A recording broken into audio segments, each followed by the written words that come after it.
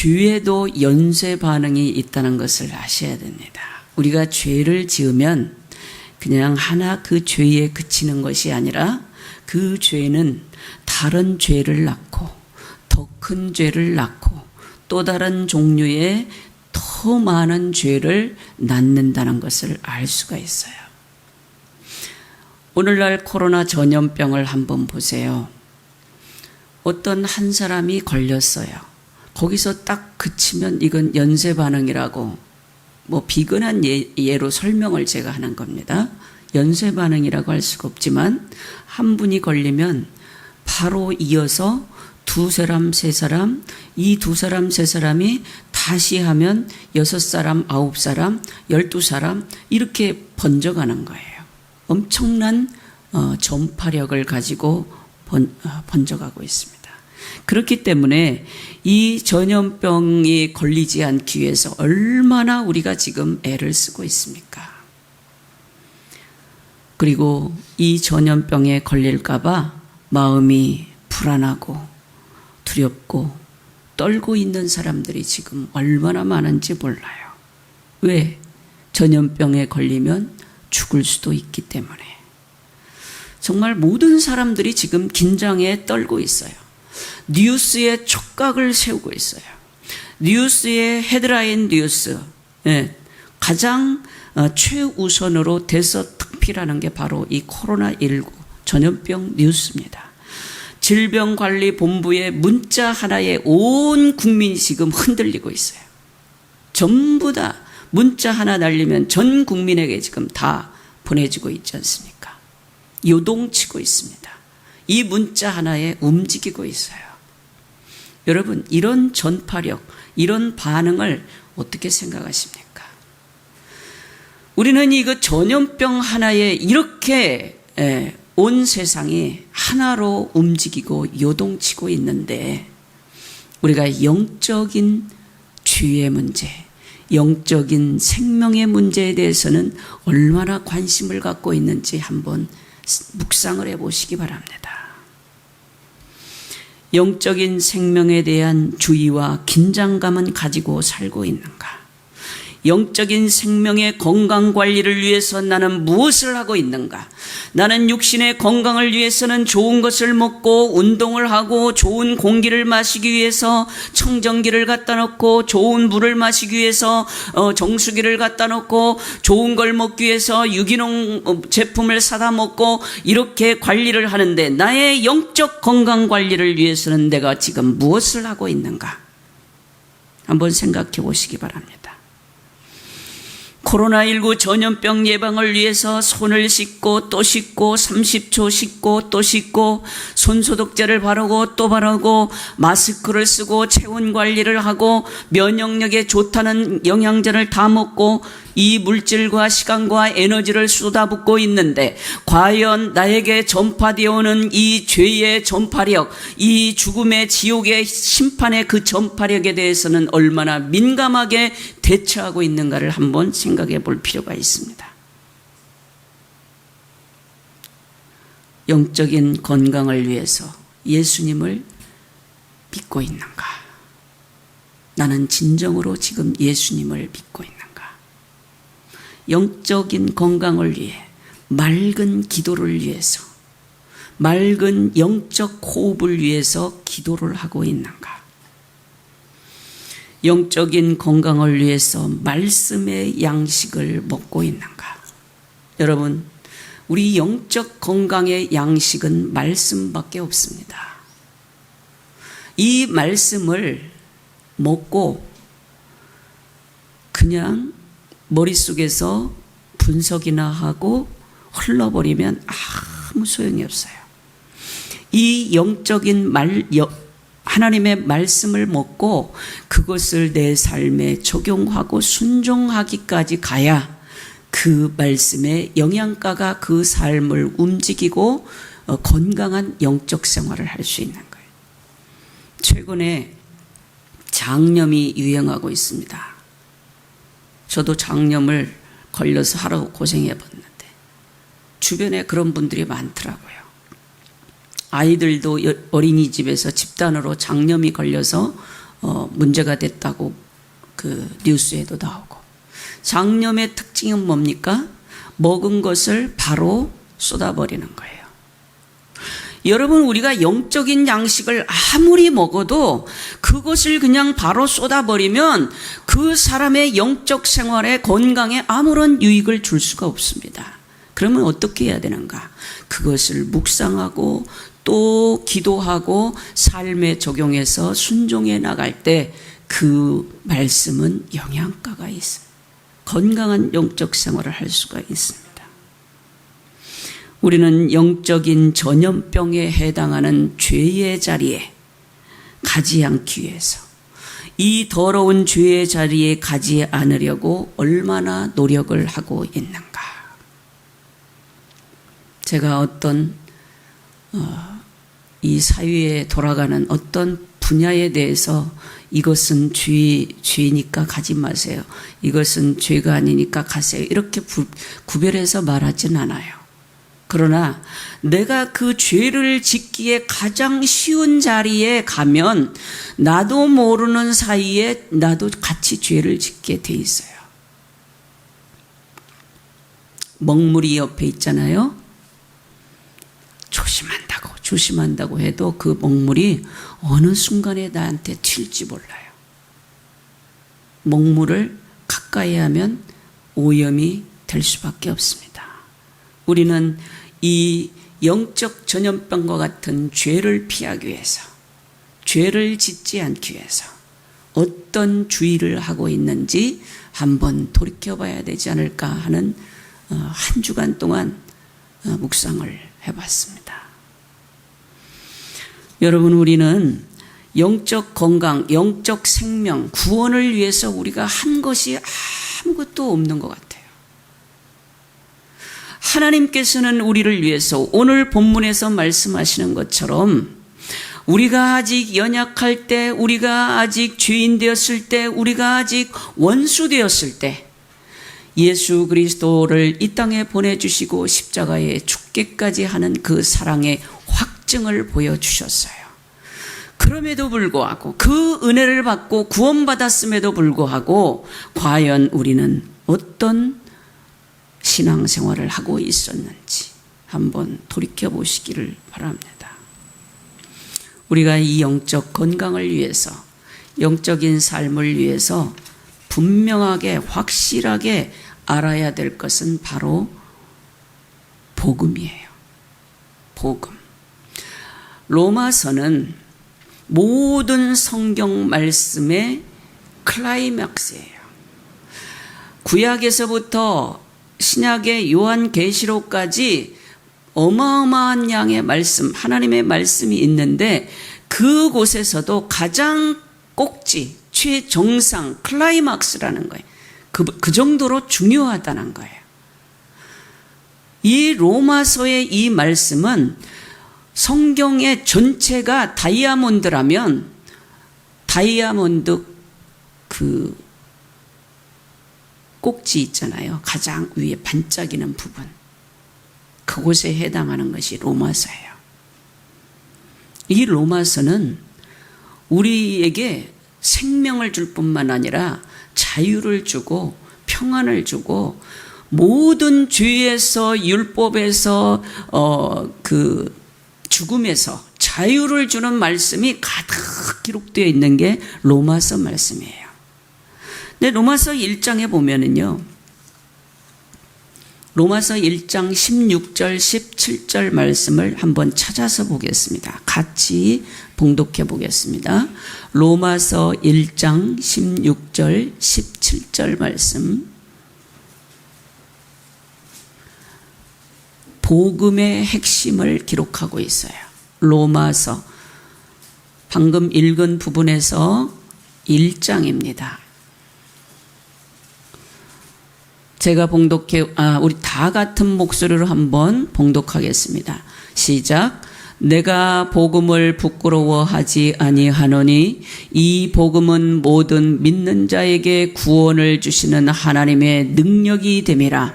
먼저는 유대인에게요 그리고 헬라인에게로다. 복음에는 하나님의 의가 나타나서 믿음으로 믿음에 이르게 하나니 기록된 바 오직 의인은 믿음으로 말미암아 살리라 함과 같으니라. 아멘. 여러분, 복음의 핵심은 바로 이 두 절에 기록이 되어 있어요. 이 두 절을 하나님께서 설명하기 위해서 온 성경을 다 기록했다고 해도 과언이 아니에요. 16절에서는 하나님의 능력에 대해서 말씀하고 있고 17절에 대해서는 하나님의 의에 대해서 말씀을 하고 있습니다. 하나님의 능력은 뭐예요? 바로 구원을 주시는 하나님의 능력. 하나님만이 우리에게 구원을 주실 수 있어요. 이 세상의 그 어떤 피조물도, 그 어떤 신도, 그 어떤 과학도, 어떤 것도 우리에게 구원을 줄 수가 없어요. 하나님의 능력만이 우리에게 구원을 주는데 그게 뭐냐? 바로 복음이에요. 그 복음은 뭐냐? 17절에 나오는 하나님의 의예요. 하나님의 의는 뭐냐? 다시 말하면 예수 그리스도의 십자가의 죽으심과 부활이에요. 다른 거 아무 어렵게 생각할 필요 없어요. 하나님의 의니까 착한 일 해야 되나 봐. 많은 것을 실천해야 되나 봐. 우리가 뭔가 공적을 쌓고 선한 일을 해야 되나 봐. 이런 고민할 필요 없어요. 누가 다 해주셨어요? 예수님께서 십자가에서 이미 우리 대신 다 해결해 주셨어요. 십자가에서 죽어주시고 부활해 주신 거, 이게 바로 하나님의 의예요. 이 하나님의 의가 복음이고 이 하나님의 의가 능력이고 이것이 바로 우리를 구원한다는 것을 믿으시기 바랍니다. 얼마나 감사합니까? 코로나 전염병을 우리가 예방하기 위해서, 코로나 전염병 하나 예방하기 위해서도 얼마나 수칙이 많아요. 그냥 우리 기관이나 센터에서도 그냥 엄청나게 붙여놨어요. 손을 씻어라, 몇 초 씻어라, 뭐로 씻어라, 또 거리를 몇 미터 유지해라, 어떻게 해라. 그런데도 연쇄적으로 지금 전파가 되고 있잖아요. 인간이 뭘 해서 완전한 것은 없습니다. 전부 다 불완전해요. 인간이 하는 것은 불완전합니다. 그렇다고 하지 말라는 게 아니에요. 주의는 하지만 그것이 완벽하게 차단해 주지는 못한다는 거예요. 그러나 하나님은 완벽하게 우리를 구원해 주셨다는 걸 믿으시기 바랍니다. 우리가 노력하지 않아도, 어떤 수칙을 지키지 않아도, 어떤 공적을 쌓지 않아도 예수 그리스도의 십자가와 부활을 통해서 그것을 믿기만 하면 완벽하게 구원해 주신다는 것을 믿으시기 바라요. 이게 복음이에요. 얼마나 감사해요.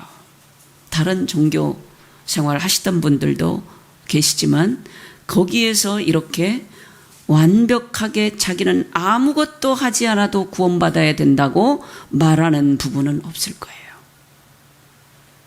기독교는 생명의 종교예요.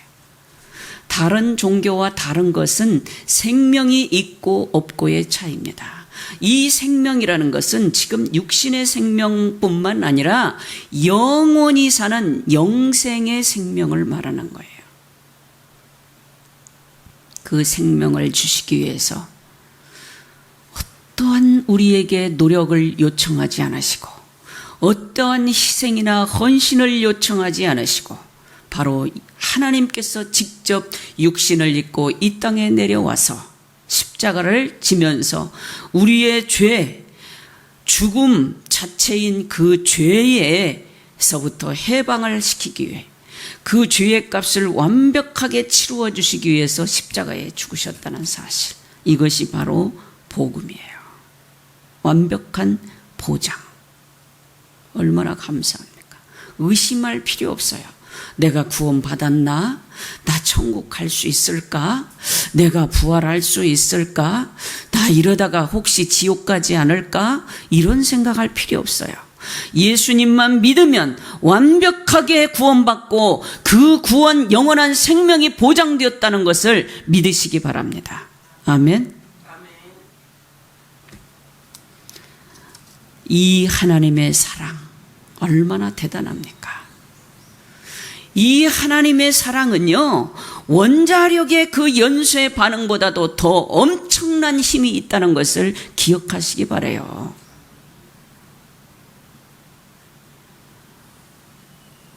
일본의 히로시마에 원자탄 하나 떨어져 가지고 그 도시가, 히로시마 도시가 폭파되고 많은 사람이 지금도 원자병에 시달리고 있어요.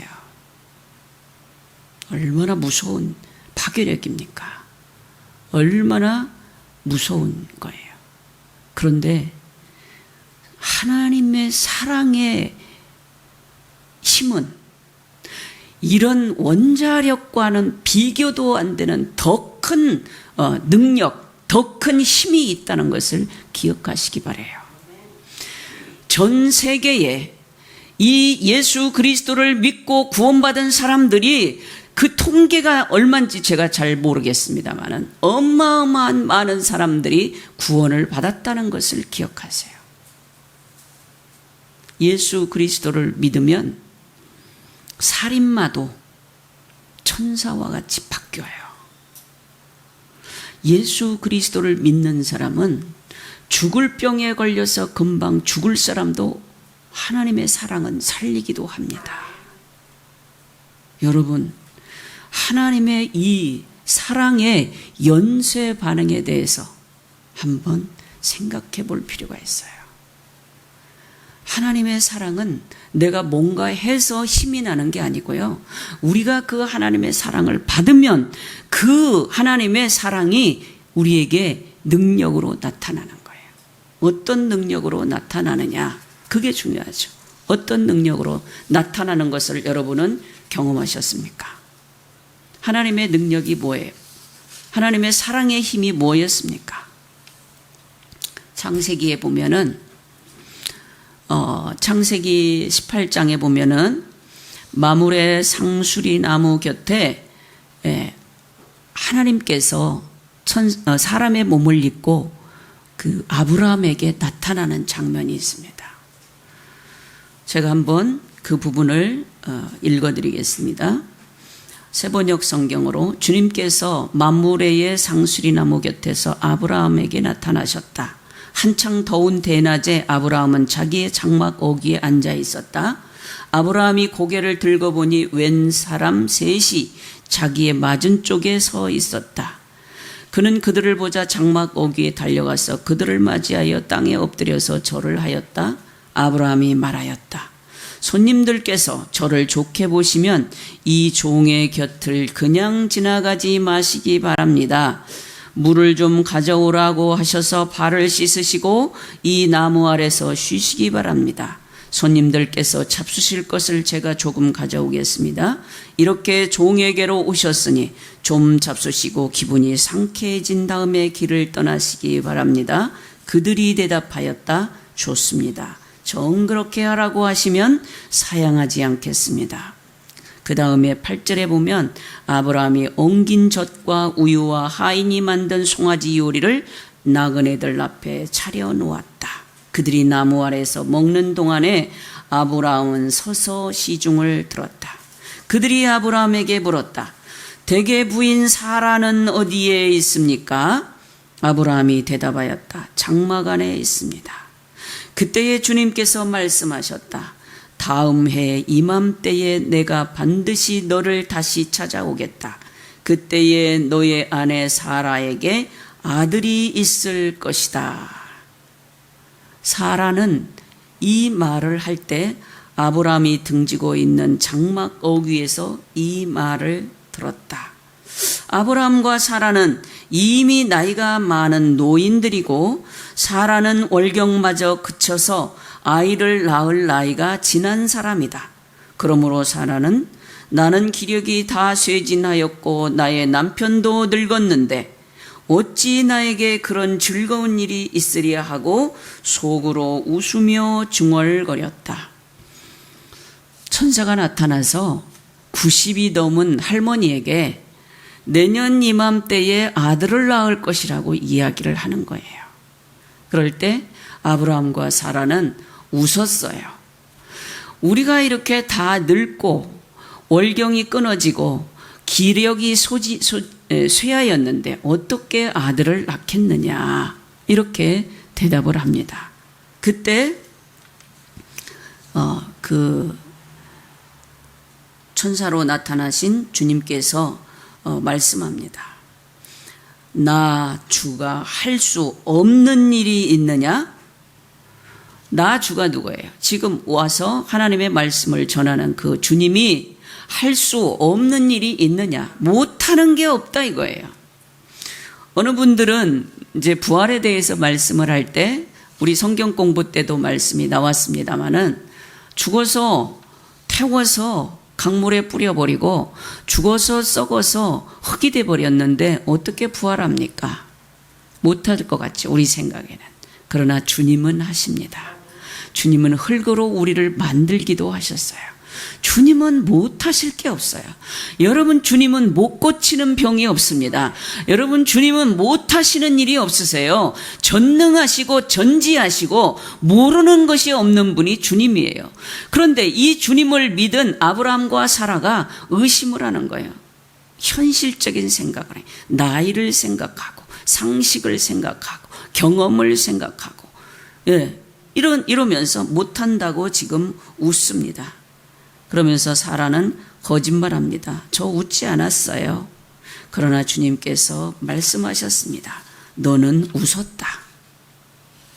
여러분, 제가 왜 이 말씀을 드리냐면, 하나님께서는 친히 아브라함을 찾아오셨어요. 여러분이 지금 교회에 와서 내가 지금 뭔가 교회에 와서 예배도 드리고 내가 그냥 선택해서 하나님을 믿고 예배하러 온 것 같으시죠? 그렇지 않습니다. 주님이 여러분을 찾아오셨어요. 주님이 여러분을 찾아서 만나주신 거예요. 주님이 여러분을 불러주신 거예요.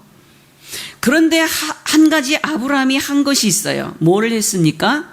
이 사람들을 맞이했어요. 그냥 무시하고, 필요 없어요. 당신 가세요. 오지 마세요. 가세요 할 수도 있습니다. 맞이했습니다. 그것도 융숭하게 송아지를 잡고 엉긴 젖이면 지금으로 말하면 치즈 같아요. 치즈에다가 송아지 고기 요리해서 그 사람들을 대접하면서 맞이했어요. 이 점이에요.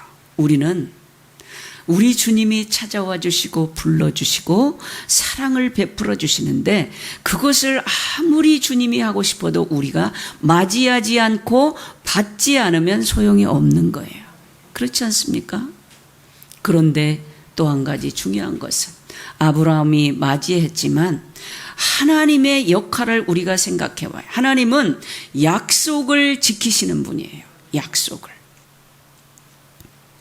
아브라함과 사라에게 상식과 어떤 계획을 뛰어넘어서 아들을 낳고, 무슨 약속이냐면 내가 너의 자손이 하늘의 별과 같이 바다의 모래와 같이 할 것이라는 약속을 하나님께서 아브라함에게 하셨거든요.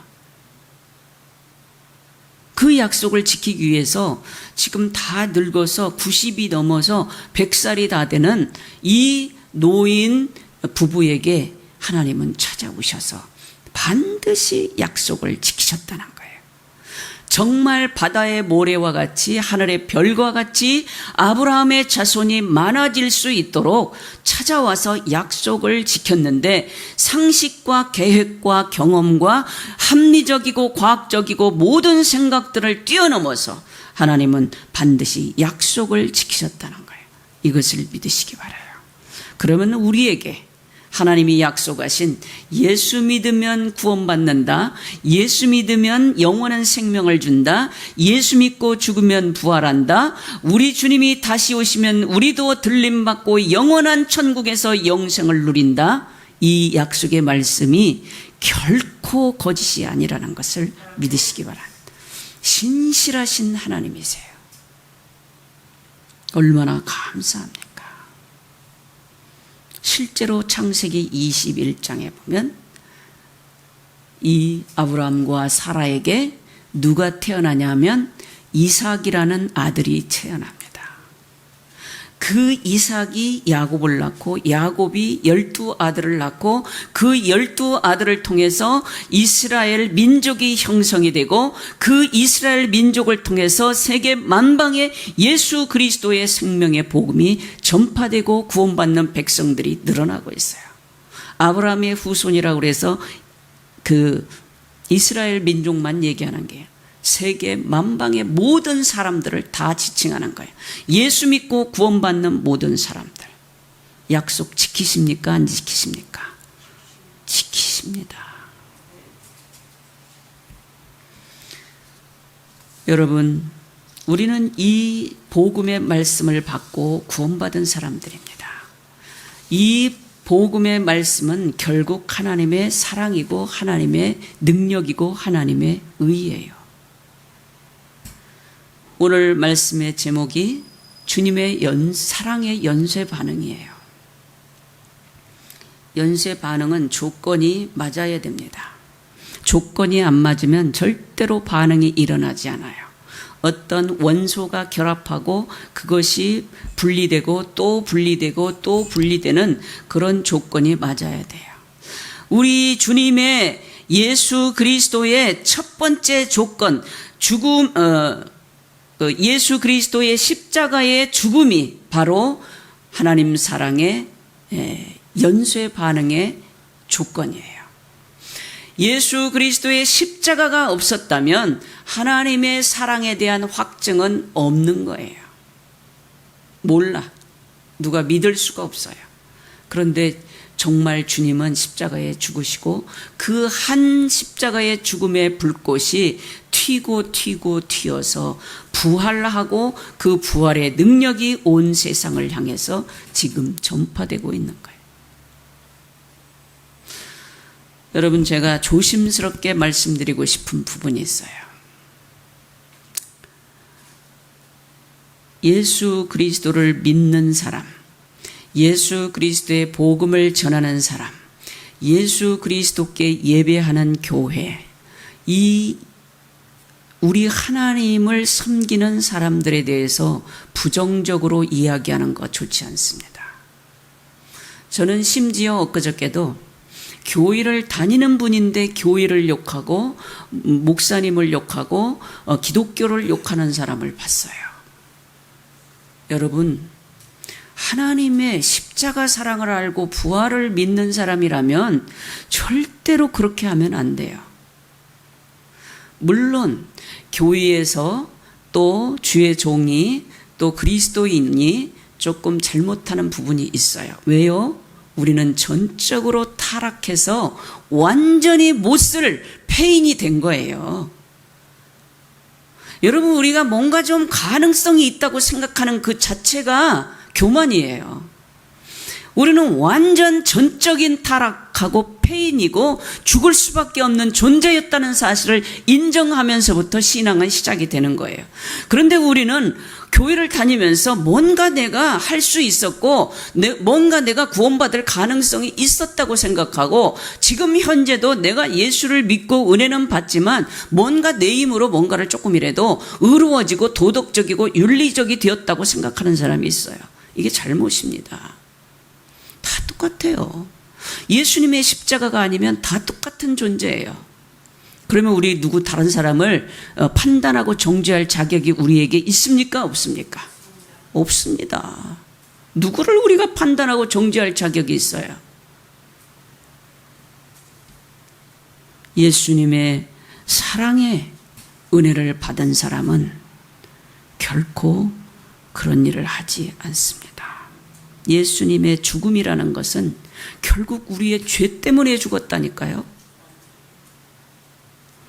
괜히 예수님이 무슨 할 일 없어서 십자가에 죽으신 게 아니에요. 누구의 죄? 나의 죄, 우리 모두의 죄, 이 세상의 모든 죄를 대신 짊어지시고 죽으셨어요. 그렇다면 예수님 하나님이 죽을 정도로 우리가 죄인이었다는 사실을 인정하는 것부터 신앙이 시작이 되는 거예요. 근데 이거를 인정을 안 하고 지금도 그 죄성이 살아서 누군가를 정죄하고 비판하고 심지어 하나님까지 원망하고 불평하는 사람들이 얼마나 많은지 모릅니다. 우리 인간은 절대로 의롭게 될 수가 없습니다. 윤리 도덕 지켜서 율법 지켜서 선한 행실에서 의로워질 수 있다면 예수님은 절대 십자가에 죽지 않으세요. 죽을 이유가 없죠. 그런데 예수 그리스도께서 십자가에서 우리의 모든 죄를 해결했기 때문에 의롭다 칭해 주셨어요. 의롭다고 여겨주신 거예요. 예수님이 대신 갚아주셨다고. 빚을 남이 대신 갚아주면 나는 안 갚아도 되는 거잖아요. 마찬가지로 우리도 그 죄의 빚을 예수님이 갚아주셨기 때문에 우리가 그 죄를 안 갚아도 되는, 그 죄는 죽음으로 갚아야 되는데 죽음으로 갚지 않아도 되는, 그래서 생명을 얻은 존재라는 것을 우리가 기억해야 돼요. 이 예수 그리스도의 부활 사건은 하나님과 인간을 이렇게 화해시키고 살리시고 연결하는 역할을 했다는 것을 믿으시기 바랍니다. 이 연결된 관계를 근거로 해서 하나님은 인간에게 무엇을 허락했냐면 성령을 부어주셨어요. 성령. 여러분 각 모든 성도님들의 심령 속에 성령을 부어주시고 성령을 받은 사람들의 마음속에 평안이라는 선물을 주신 거예요. 더 이상 불안과 좌절이라는 조건은 인간을 괴롭히지 않는, 하나님의 진노도 그치게 한 바로 예수 그리스도의 십자가 사랑, 이것이 오늘날 우리를 구원한 거예요. 이게 바로 사랑의 연쇄 반응의 능력이고 힘입니다. 여러분, 이런 상태가 된 우리가 가져야 되는, 느끼는 것은 바로 기쁨이에요. 그래서 예수 믿는 사람은 그래서 기쁜 거예요. 예수 믿는 사람은 항상 그래서 기쁨이 넘쳐야 돼.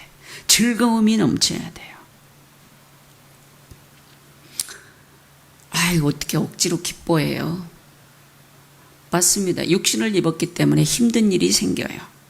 그럴 때 예수님을 묵상하고 예수님을 생각하면 알 수 없는 기쁨이 속에서 넘쳐나요. 알 수 없는 평안이 넘쳐나요. 알 수 없는 찬양의 능력이 올라오면서 입에서 찬양이 흥얼거려져요. 이런 체험을 할 수 있어야 됩니다.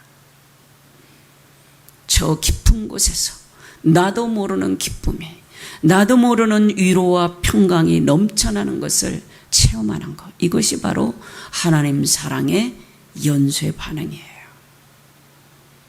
예수 믿는다고 아무 힘든 일이 없는 게 아니에요. 오늘 본문에서 그랬잖아요.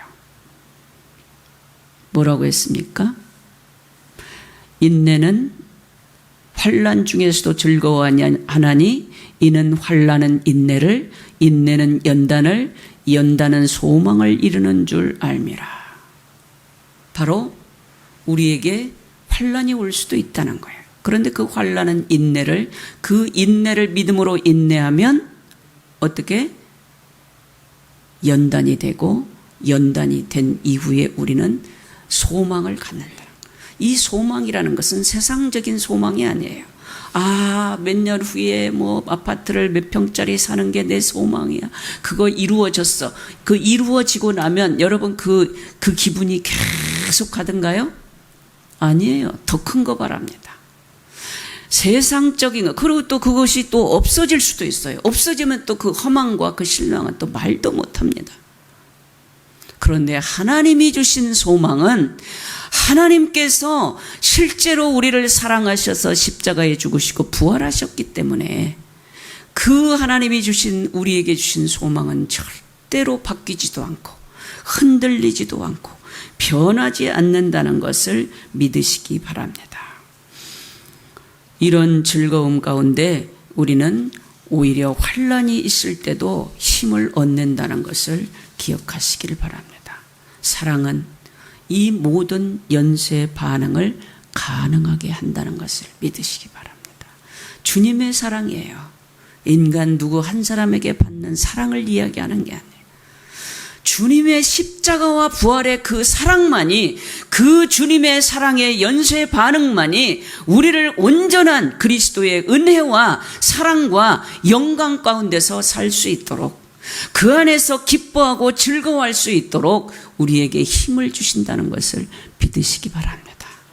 이런 능력을 여러분의 삶 속에서 변함없이 누리시기를 주님의 이름으로 축원합니다. 기도하겠습니다.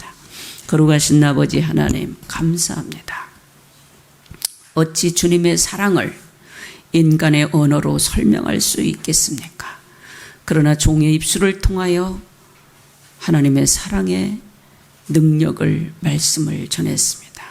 이 말씀이 우리 모든 성도들에게 연쇄 반응을 일으켜서 우리 성도님 혼자뿐만 아니라, 자신뿐만 아니라 가족과 이웃에게 전파될 수 있도록 도와주시옵소서. 이 사랑으로, 하나님의 이 사랑으로 이 육신의 삶 가운데 다가오는 모든 환난과 고난과 어려움이 있을지라도 인내하고 연단하고 소망을 갖고 살아갈 수 있는 우리 모든 성도들이 되게 하여 주시옵소서. 예수님의 이름으로 기도하옵나이다. 아멘.